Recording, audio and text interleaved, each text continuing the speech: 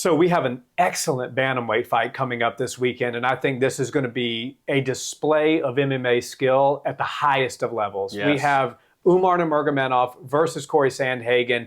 It's been said by the matchmakers and by Dana that this is the #1 contenders fight. Love it. The winner of this fight is fighting for a belt next, and I think that it makes perfect sense. Cory Sandhagen's been hanging out at the top for a long time. Umar's got excellent skill. We all know how good he is. And now that Merab is getting the shot that he deserved, we have him out of the way now so we don't have to worry about somebody getting jumped. Either Merab will be the champion and fight the winner, or Merab will be moved along the list, and Sugar Sean will fight the winner of this fight.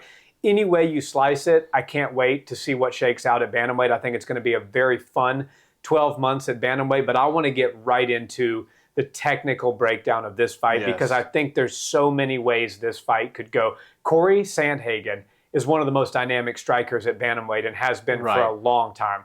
Umar Nurmagomedov is not just the wrestler that a lot of people thought that the Dagestan fighters were in the beginning. Islam Makhachev and Umar are showing us that what Khabib started, they're taking the torch and continuing on with. These guys are excellent strikers. Yeah. Umar's got some of the best kicks in the game, and there's world champion kickboxers on the roster, and he can kick with the best of them. He's got really good crisp punching. He's shown a little bit of power in his last few fights, but Bekzat Almakhan did give him some trouble on the feet, and he got that fight to the ground quickly. So how do you see this fight playing out? I want to make a prediction, but I want to see what your thoughts are on what each guy should do in order to have the most success. Well, I love the questions, and I love this fight even more. And look, we've been waiting for this fight for quite some time, right? So this one seems like it's been a long time coming, and now we finally got it. And what sticks out to me, and I'll talk about Cory Sandhagen first, because there's things that on both ends that I could see, pros and cons. So you bring up Bekzat, great example, because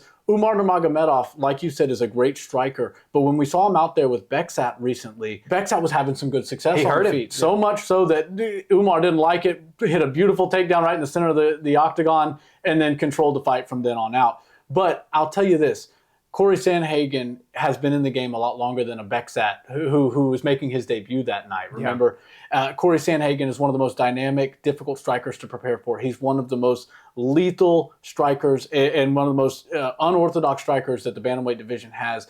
And he's so hard to get a read on. And we've seen him lose a couple of fights. You know, the Aljo fight comes to mind. But, you know, you also have to remember, like, we saw him in there against TJ Dillashaw. A lot of people thought he won that fight. Yeah, very big argument for that. Right. So when you see him out there against guys at a really high level and people that have been the world champion, you see him belong there and even do really well, or potentially people thought he won those fights. And, you know, if you see that fight against Aljamain Sterling, he got caught and that was on the ground, which leaves me a little bit of worry as far as Umar getting it to the ground, because I think Umar might be a better submission ace than Aljamain Sterling.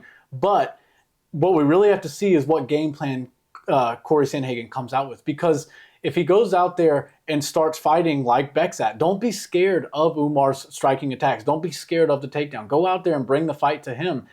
Things will open up. You'll start to see more options. Yeah, you got to be a little bit risky as far as coming into range where now you could be grabbed by Umar. But if you go inside and you start scoring on him, now you're going to have him pressuring extra, and you're going to be able to see his takedowns come a little bit more clear just because he's going to telegraph them because he doesn't like what he's seeing on the feet.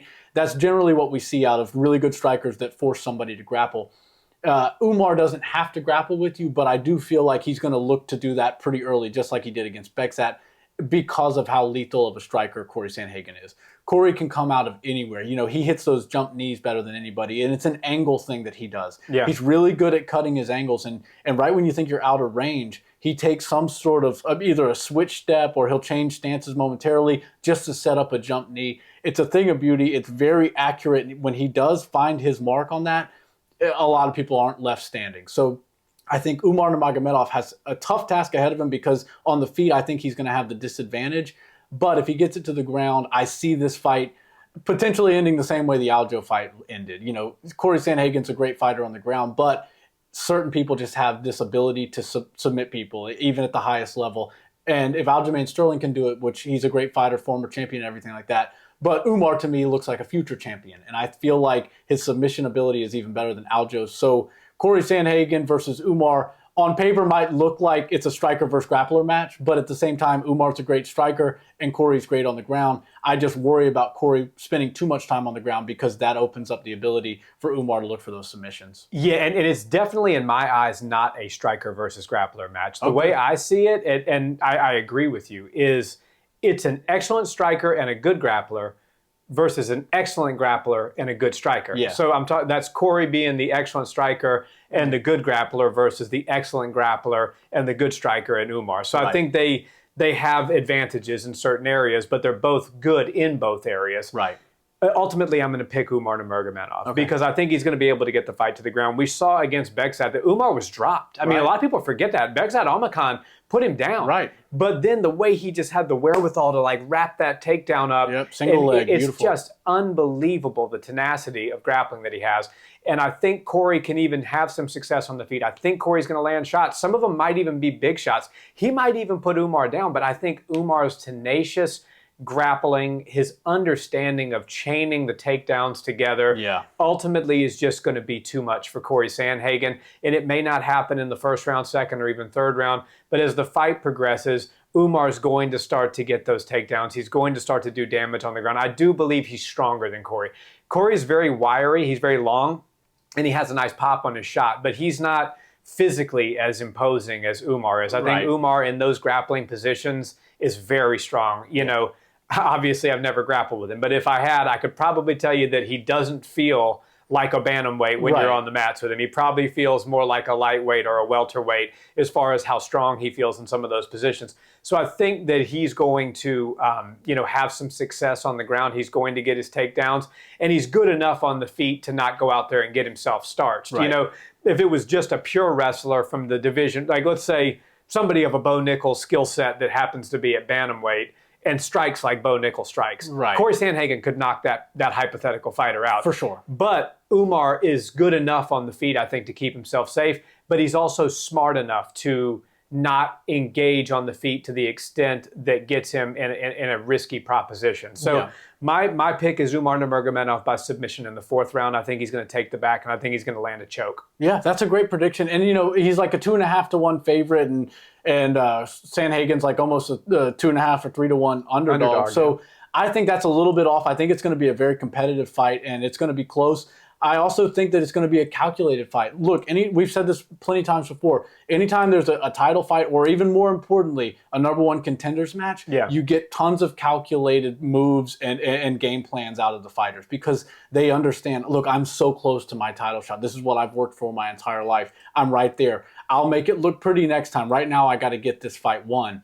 And I think if that's the mentality that Cory goes out there with, he's going to look to stand and strike with Umar as long as he possibly can, be very disruptive on the ground, and just be annoying. As soon as Umar goes to go for those takedowns, you got to be like a fish out of water. You got to be flopping and flailing. And I know that sounds like non-technique, but it actually is a very good technique when you're scrambling. Right. Think about a fisherman when he goes to take a picture with a fish. If the fish is sitting still or it's dead, it's a pretty easy picture to take, right? But when you first catch the fish and now he's moving like this, it's a little bit harder to get your guy to take a picture of it. What an analogy. Good, right? So Umar needs to catch the fish and let him die. And Cory Sandhagen, in my opinion, needs to go out there and not be stopped and not stop moving at all. Once Umar does shoot in, once he does start to close the distance or put you up against the cage.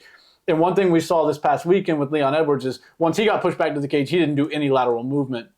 Cory Sandhagen doesn't know anything but lateral movement. He's so good at being elusive. He's so good at getting away and then finding his strikes. And as soon as there's an interesting aspect of fighting, right? So you can either chase somebody, which is never what you want to do, or you can track them and basically corner them into one of the octagon's panels.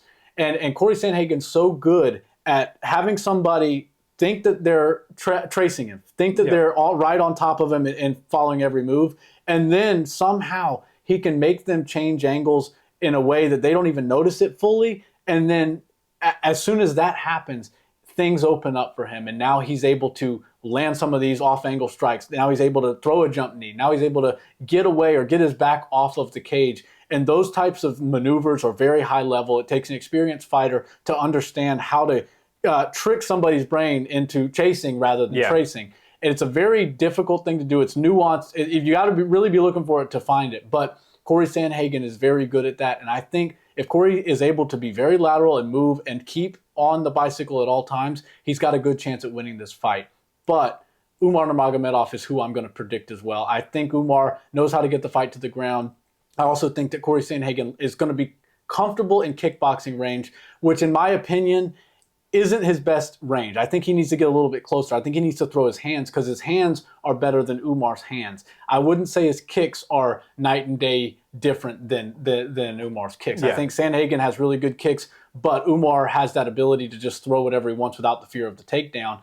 And that's why his kicks are so good, and they're actually pretty effective. So I think Cory needs to get inside, score when he can, but then, of course, get away and get elusive. Umar Nurmagomedov, though, like I said, he's really good at tracing his opponent, figure out where they're going, track them down, get them on the ground, and then get the fight over with.